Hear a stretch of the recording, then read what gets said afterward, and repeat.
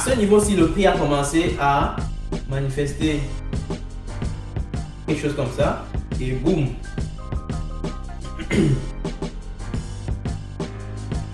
N'est-ce pas? Dès lors que le prix a manifesté ce nouveau mouvement impulsif, de remonter tout de suite. N'est-ce pas? De remonter tout de suite. Et on peut voir très bien que ici, on a une forme de M qui est en train de W pardon, qui est en train de se manifester. Okay? C'est pas totalement classique tel que j'ai montré sur mon schéma, mais c'est proche de ce mouvement W qu'on peut observer dans le cas d'école, dans le cas théorique. N'est-ce pas? Donc, on voit bien qu'on a ce phénomène en W qui est en train de se former. Et du coup, qu'est-ce qui se passe? On a notre ligne qu'on peut tracer ici. N'est-ce pas? On a cette ligne-là qu'on peut tracer. On peut l'appeler ligne de cours, n'importe quoi. Ou ligne de résistance. N'est-ce pas? Cette ligne-ci. Une fois qu'on a anticipé ce mouvement en W, ce qui a le faire, c'est de dire, bon, ok, voici ma ligne de repérage où je vais commencer à identifier mon potentiel ordre à l'achat ou alors mon potentiel ordre de retournement. Ok? De retournement à la hausse parce que, rappelez-vous, on est parti d'une baisse. Et là, maintenant, dès lors que, ce qu'on observe ici, c'est le W. Et on anticipe donc que, ok, dès lors que le prix va atteindre ce niveau-ci, va casser ce prix à la hausse, je vais attendre un pullback pour pouvoir entrer maintenant à l'achat. Donc, comme on aurait pu attendre que tout ce mouvement-ci corrige tel qu'on voit ici, afin de se placer maintenant ici, à l'achat, pour profiter de tout ce mouvement haussier. Et encore une fois, on ne va pas profiter nécessairement de tout ce mouvement haussier. On pourra potentiellement sortir à ce niveau-ci. Parce que on voit bien que dans l'historique du prix, dans l'historique du mouvement du prix, il y a eu une forte résistance d'un groupe de participants à ce niveau-ci. Et on ne veut pas donc prendre de forts risques. Et là, du coup, on se dit, bon, sachant que tout récemment, il y a eu une résistance d'un groupe à ce que le prix aille à la hausse ici. On ne va pas se casser la tête. On va dire, bon, ok, dès lors que le prix atteint ce niveau-là, on récupère nos profits. N'est-ce pas? Et on est hors du marché, n'est-ce pas? Et on aura peut-être notre stop loss quelque part là. Ici. N'est-ce pas? Stop loss ici. Et on aura acheté ici. N'est-ce pas? Ce qui fait que on aurait un risque reward de combien?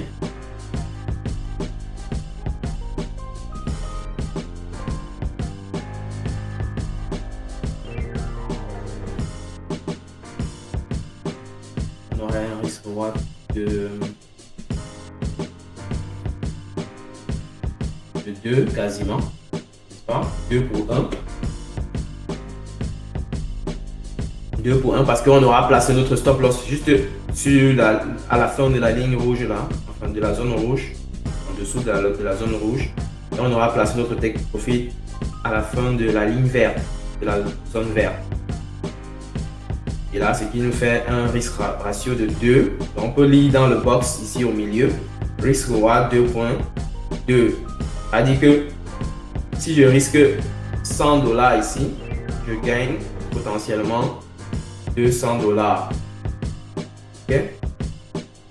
C'est comme ça qu'on va calculer en général pour pouvoir anticiper et voir si réellement ça vaut le coup de pouvoir placer un ordre d'achat ou de vente sur cette opportunité-là.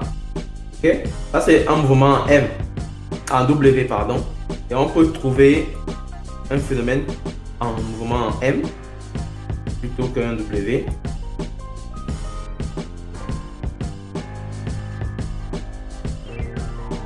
Donc, je suis en train de regarder mon graphique, de retrouver si possible.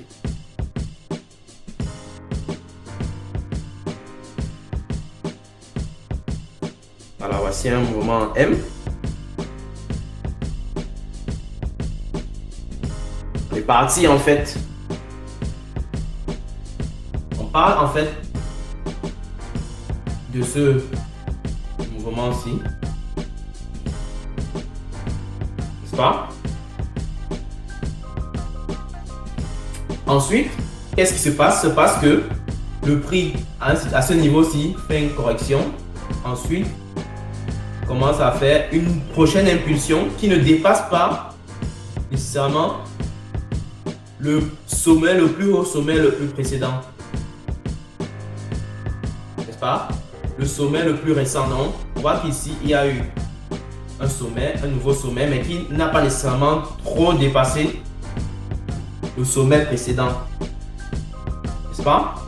Et là, du coup, dès lors qu'on commence à observer ceci, on attend de voir ce qui va se passer. S'il y a une chute considérable qui vient atteindre certainement ce niveau-ci, on attend que cette chute-là casse notre ligne qu'on a placée ici.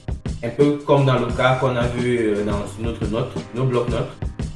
Et on va attendre que le prix casse ce mouvement à la baisse.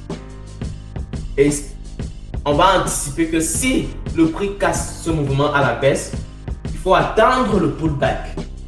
On attend le pullback, tel que là. Donc, on attend que le prix commence à manifester ce retournement-ci. Voilà, ce pullback-là, cette correction-là. Et on attend également de voir des signaux qui vont nous permettre de pouvoir se placer réellement à la baisse ici. Et donc, dès lors qu'on a nos signaux, on se place à la baisse et on va profiter de ce mouvement baissier-ci. Vous voyez qu'ici, par exemple, le prix a résisté exactement à ces niveaux où le prix avait résisté récemment. Donc, vous voyez qu'il est important de savoir qu'est-ce qui s'est passé précédemment au niveau du prix dans les zones où le prix pourrait atteindre. Okay? Et donc, quand on anticipe par exemple une baisse, on ne s'attend pas à ce que le prix va baisser indéfiniment. On doit être capable de repérer ce type de zone-ci où on a des potentielles résistances à ce que le prix ait continué son mouvement haussier ou baissier. Et là, une fois qu'on a identifié ça, on peut maintenant dire que bon, ok, dès lors que le prix va atteindre cette ligne jaune-ci, je récupère mon profit, donc take profit, et je devrais potentiellement placer mon stop loss quelque part ici. Ok, soit ici, soit ici là, soit ici en haut. Et là, du coup, si on veut mesurer le risk reward, comme on aurait pu avoir ici, on place notre box ici encore, on mesure.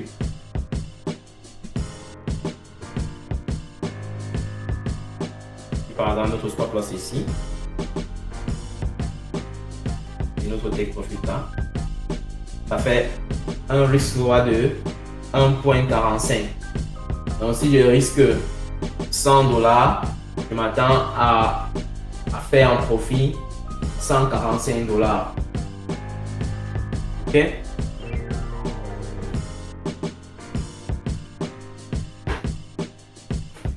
Donc, je ne sais pas s'il y a des questions.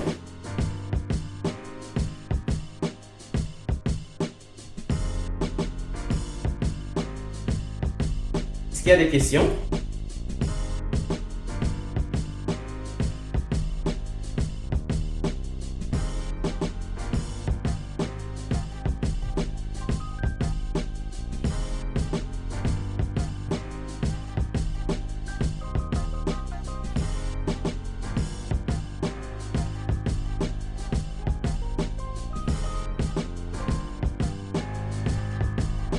Bon, maintenant, essayons de voir un exemple de drapeau ascendant. Voici un exemple de drapeau ascendant.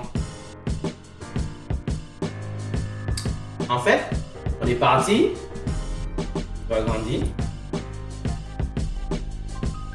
On est parti de ce mouvement haussier-ci. On est parti de ce mouvement haussier. Impulsion, correction, impulsion. Et puis, on commence à corriger là, là, là. On voit que le prix est en train de faire du surplace là, dans cette bande-ci. N'est-ce pas?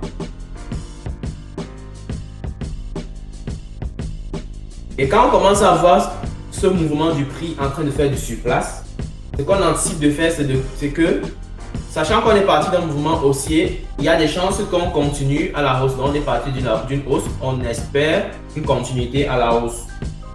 N'est-ce pas? Et là, du coup, j'anticipe donc, peut-être si on est déjà ici, on voit encore cette descente-là, on dit, bon, ok, si le prix retourne ici et casse cette zone-ci, cette ligne jaune supérieure, cette borne supérieure, j'anticipe que dès lors que ça va casser, je m'attends à observer un potentiel pullback afin de pouvoir rentrer maintenant à la hausse. N'est-ce pas? Donc j'attends un pullback afin de rentrer à la hausse ici. Donc, à la hausse ici. Et je mesure donc mon take profit en mesurant la distance de la bande. Et ça va quelque part là. Bon, ici, manifestement, on n'a pas eu de pullback, donc du coup, on n'aurait pas pris cette opportunité-là. Mais ici, c'est pour vous montrer que si quelqu'un était agressif, il aurait placé peut-être un ordre d'achat ici en avance, qu'on a appelé un ordre différé ou un pending order, n'est-ce pas? Ou alors ce qu'on va appeler un buy stop, tout simplement. Donc, il y a plusieurs types de pending order. Si vous n'avez pas vu la vidéo concernant les différents types d'ordres d'achat-vente, je vous invite à aller regarder dans le listing des vidéos qui sont dans la chaîne. Donc, il y a une vidéo intitulée les différents types d'ordres d'achat-vente. Donc, sur la base de ça, vous pouvez en fait voir les types d'ordres. Il y a les ordres de marché, donc c'est-à-dire lorsque tu places un ordre d'achat en type ordre de marché, ça se déclenche automatiquement à l'instant T. Mais si tu fais tu places ce qu'on appelle des ordres différés, n'est-ce pas? En fait, tu anticipes que le prix va atteindre un certain niveau avant de manifester le mouvement dont tu anticipes ou alors que tu prédis. Et là, du coup, tu places donc ton ordre d'achat ou de vente à l'avance. Comme ça, dès lors que le prix va toucher ton ordre, ça va déclencher directement l'achat automatiquement et tu vas commencer à voir si tu es en profit ou en perte. Okay? Et là, donc voilà un exemple de drapeau ascendant. On peut trouver un exemple similaire pour ce qui est du drapeau descendant.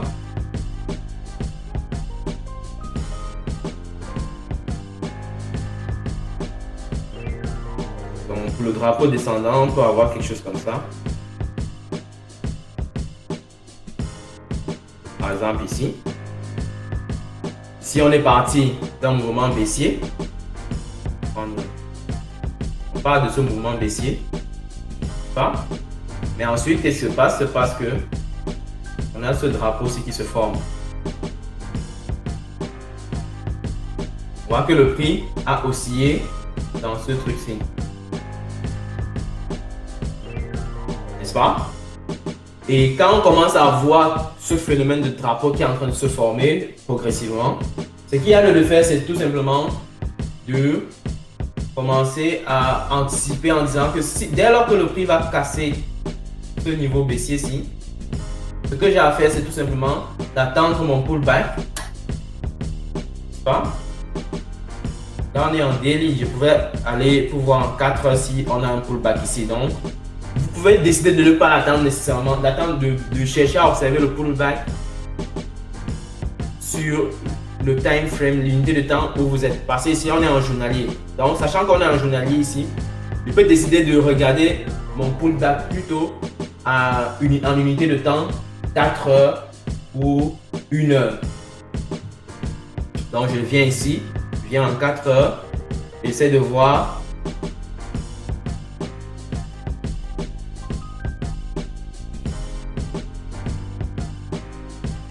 où on était.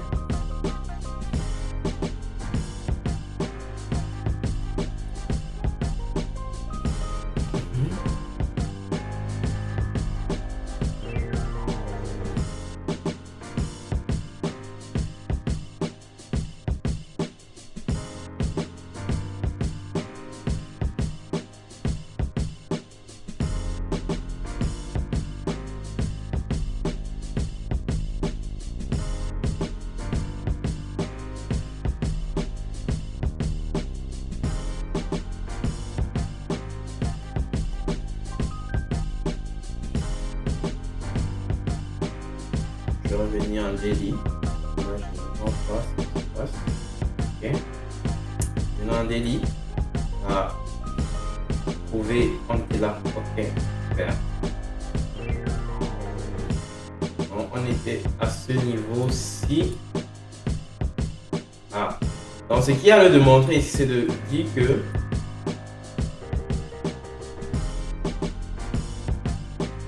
lorsqu'on passe en 4 heures,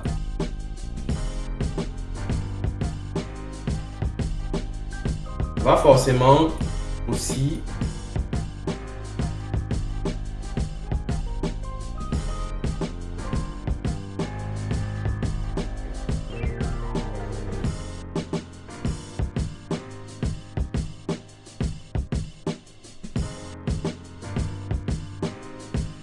qu'on peut voir le prix, le graphique du prix jusqu'à ce niveau-là, parce que tout dépend de jusqu'à quel niveau est-ce que TradingView nous donne la possibilité de voir le graphique du prix, n'est-ce pas?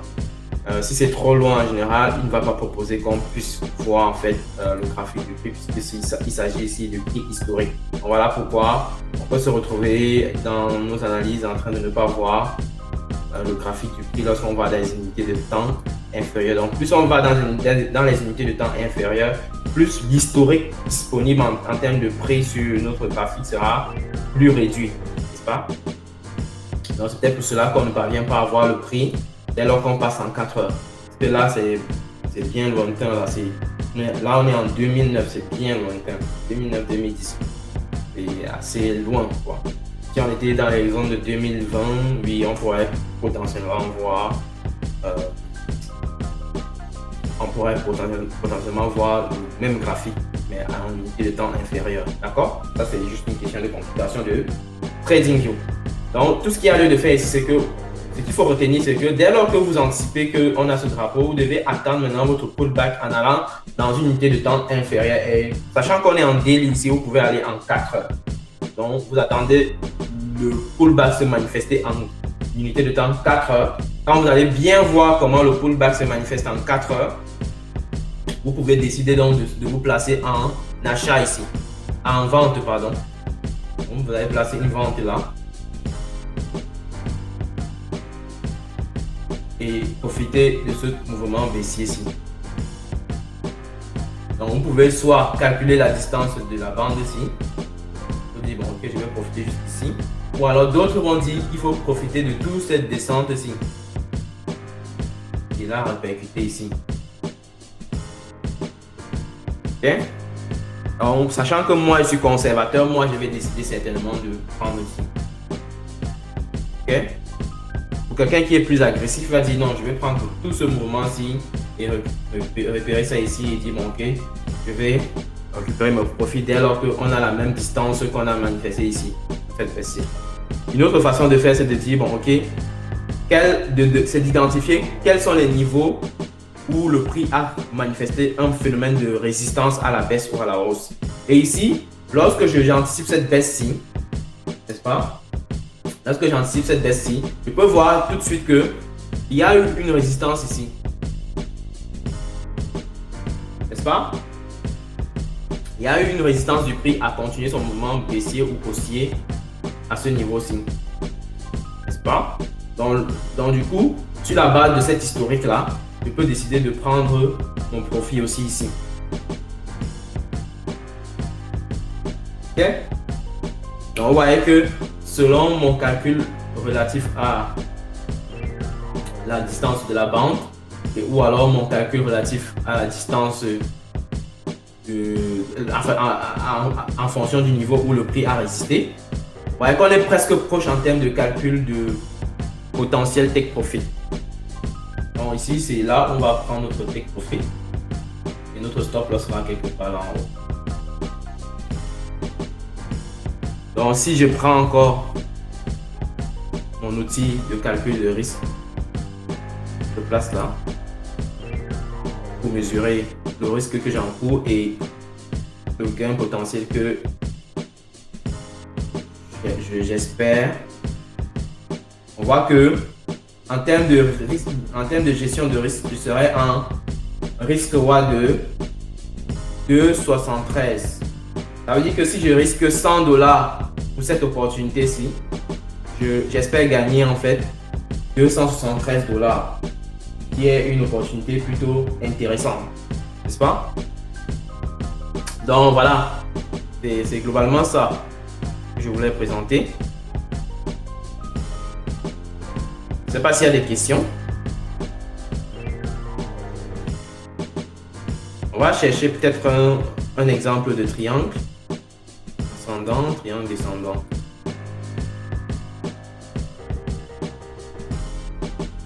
Les phénomènes de triangle ascendant, descendant sont beaucoup plus observés sur les actions et indices. Je vais voir si sur les indices on va avoir ça.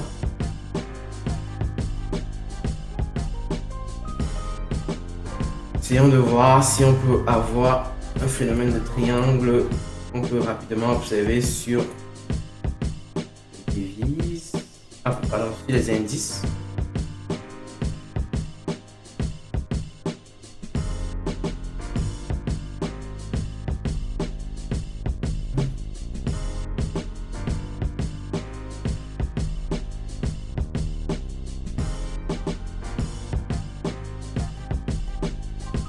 Voilà. Ça ressemble un peu généralement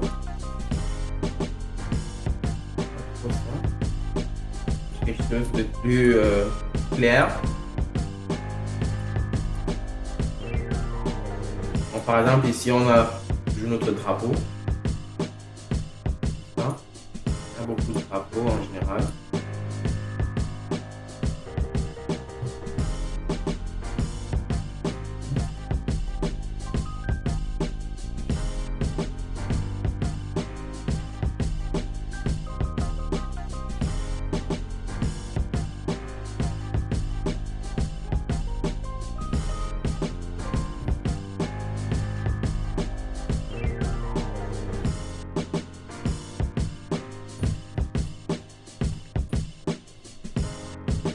Visiblement, pour le moment, je n'en trouve pas, mais c'est des trucs qu'on peut facilement observer sur le marché des actions et indices. J'essaie de voir si sur une action on peut avoir ça rapidement. Le nom peut-être déjà ici. Le nom peut-être Apple.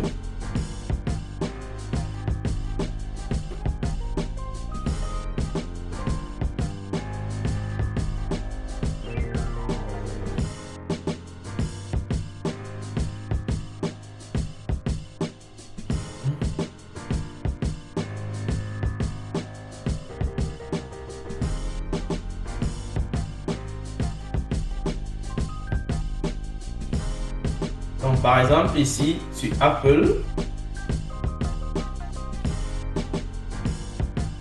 on peut voir en fait ceci rapidement.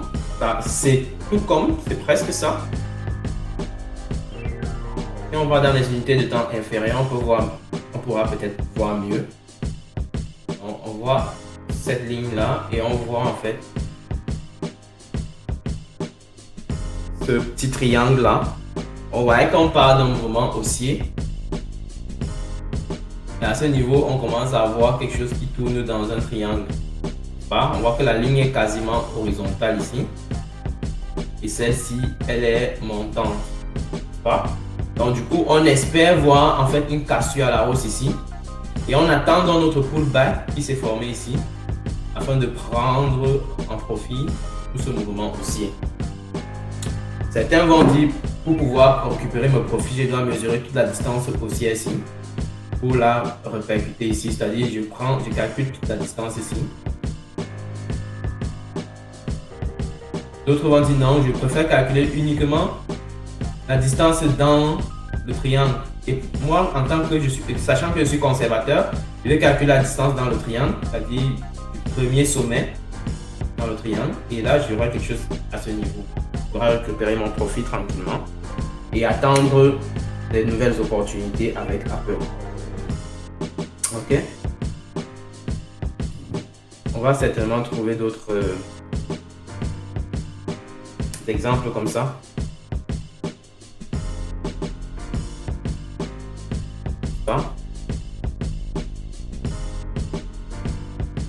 j'essaie de trouver des exemples qui sont beaucoup plus clairs à voir. Parce que c'est pour d'abord avoir un œil, disons, simpliste de la chose. Mais après, maintenant, il faut prendre en compte de toute la complexité des choses. Donc, les choses ne seront pas toujours aussi simples à regarder à l'œil nu. Il faut être capable de prendre en compte pas mal de choses qui pourraient arriver. Voici peut-être un exemple aussi qui est un peu plus qui est légèrement différent du précédent et qui est tout comme voilà, en fait le mouvement ici. Sinon, il faut voir quand même qu'il y a cette grosse bougie ici qu'il faut surveiller.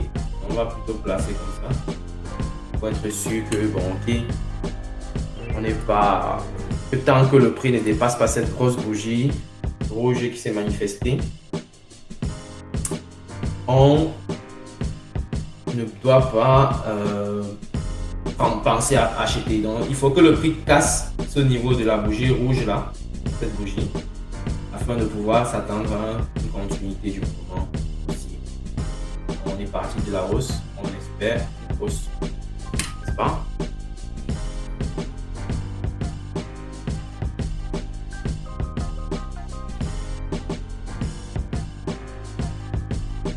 Très bien, donc voilà un peu des exemples. Je ne sais pas si vous avez des questions. Si vous n'avez pas de questions, je vais passer, je pense que j'ai terminé ce que je devais présenter. Je vais passer à autre chose. On va juste poser des questions maintenant, standard, ce que vous avez comme question.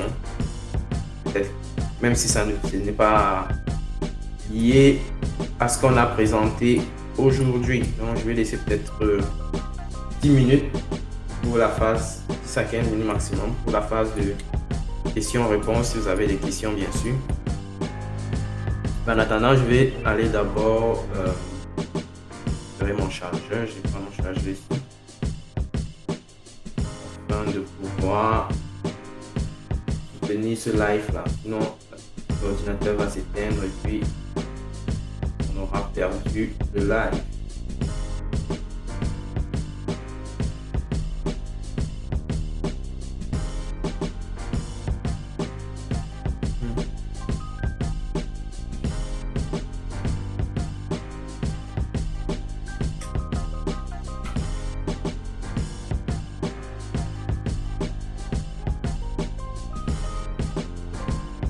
Est-ce que vous avez des questions?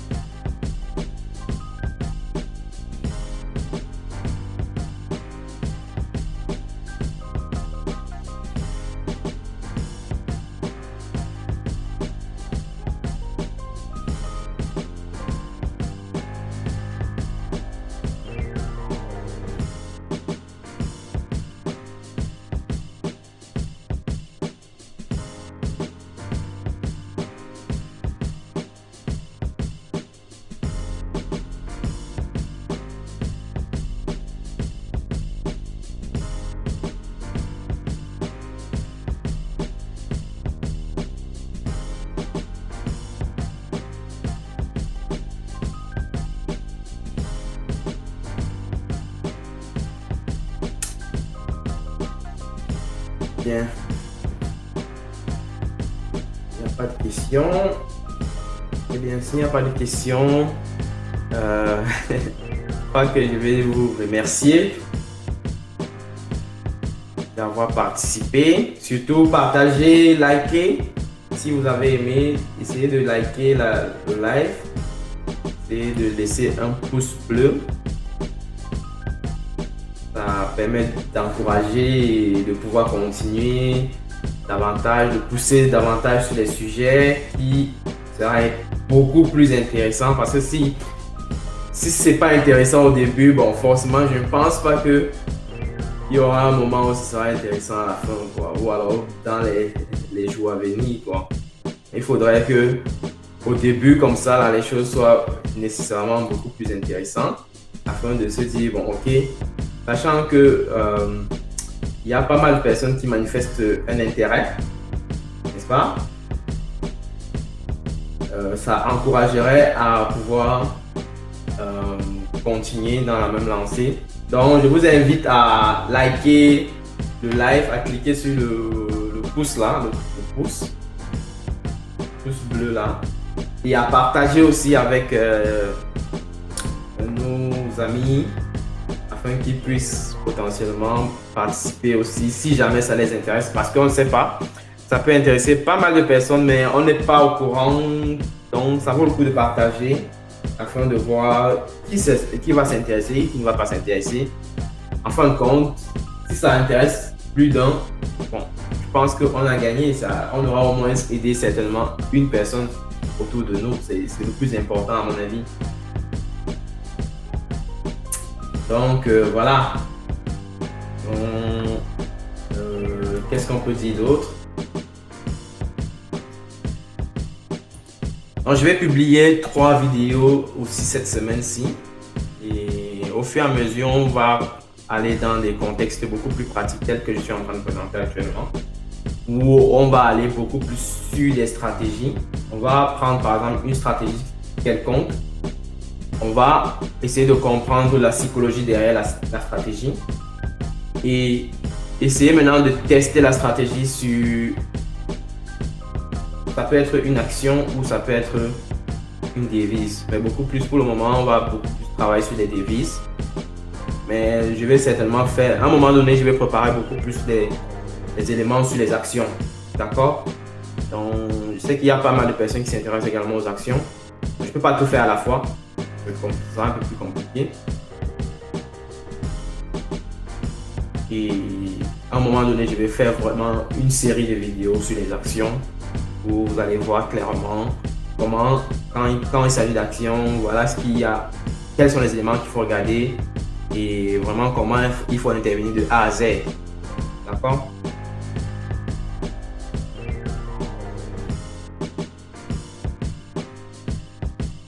Oui, il faut réécouter le live parce qu'il y a pas mal d'éléments que je donne et que je vais certainement utiliser dans d'autres vidéos. Et je ne vais plus revenir dessus parce que je suppose que, bon ok, si tu t'abonnes à la chaîne, je suppose que tu vas certainement suivre un peu le cours de l'évolution des choses. Et, enfin, je prends le cas d'un débutant typique quoi. Tu vas certainement suivre un peu le cours de l'évolution des vidéos et d'essayer de se rattraper peut-être rapidement sur les sujets qu'on va aborder qui seront plus récents. N'est-ce pas? Il faut réécouter si jamais vous n'avez pas compris certains éléments, certaines parties, parce que j'ai donné pas mal de configurations. Maintenant, c'est à vous d'aller maintenant sur les graphiques et de repérer ce type de configuration-là et de voir comment est-ce que le prix s'est manifesté plus tard.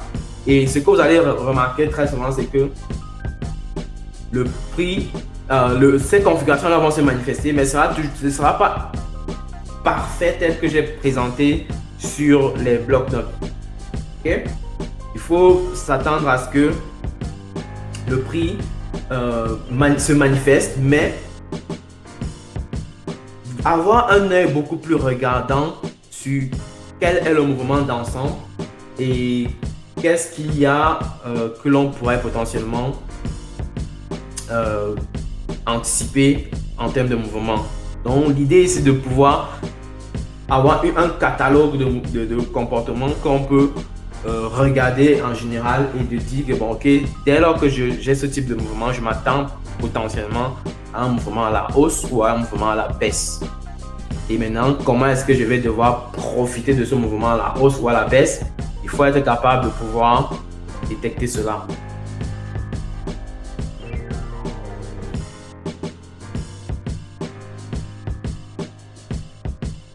D'accord?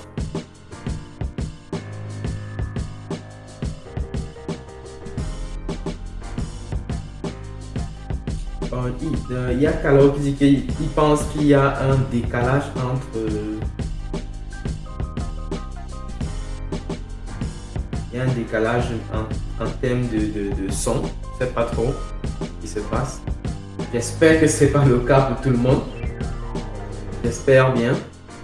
Sinon, je vais essayer de résoudre ça pour les prochains lives. Je ne sais pas vraiment trop essayer de configurer davantage pour avoir quelque chose de meilleure qualité.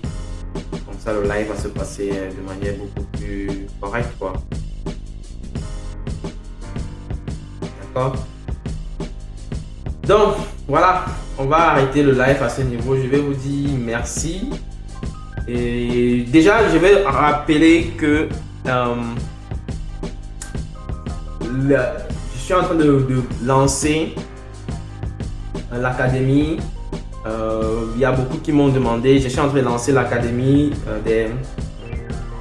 la première promotion de l'académie de trading pour les Africains. Donc on va que je vais appeler comme ça la première promotion de l'académie pour la formation en trading sur le marché des devises, plus particulièrement et les indices. Quand il parle des indices, il s'agit du S&P 500, du DAX 30, du Dow Jones et également du Nasdaq 100.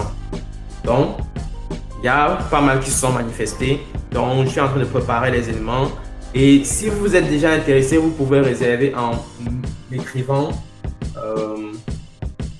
Vous pouvez décider de réserver en m'écrivant directement à l'adresse idrissafak@gmail.com.